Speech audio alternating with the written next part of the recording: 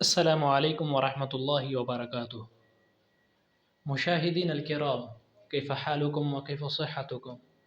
أتمنى أنكم بخير وبصحة كاملة. هذا الفيديو مختص للذين يريدون أن يتعلموا اللغة الأردية. في هذا الفيديو حاولت أن أشرح لكم قواعد المؤنث والمذكر في اللغة الأردية. هيا لنبدأ. قواعد المؤنث: أسماء كل اللغات مؤنثة في اللغة الأردية، نحو اردو، عربي، فارسي وغير ذلك. الكلمات العربية المستخدمة في اللغة الأردية التي تنتهي بحرف تاء أيضا مؤنثة، نحو محبة، قدرة، أمة وغير ذلك.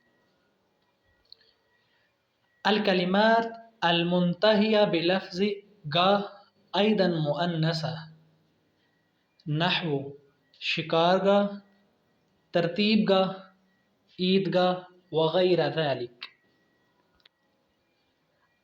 الأسماء التي تلحقها حرف ها أيضا مؤنثة، نحو راہ، پناہ، توجہ، توبہ وغير ذلك.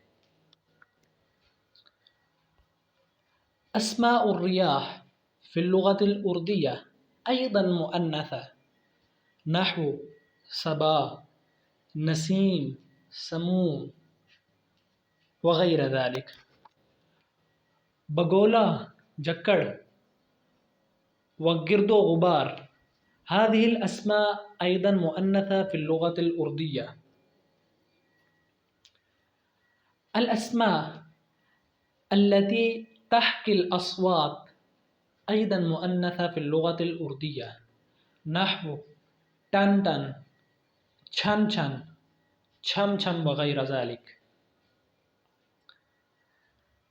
أسماء أشياء صغيرة وضعيفة وخفيفة تكون مؤنثة بالأغلب في اللغة الأردية، نحو تھیلی، تھالی، ہتھوڑی، ٹوکری وغير ذلك. أسماء كل الصلوات مؤنثة أيضا، نحو فجر، ظہر، عصر، مغرب، عشاء، تہجد، اشراق وغير ذلك. الكلمات الهندية المستخدمة في اللغة الأردية التي تنتهي بكلمة ویں مؤنثة أيضا، نحو آٹھویں، ساتویں، پانچویں وغير ذلك. الكلمات التي تنتهي بكلمة كار مؤنثة أيضا في اللغة الأردية، نحو چہکار، سرکار، پھٹکار وغير ذلك.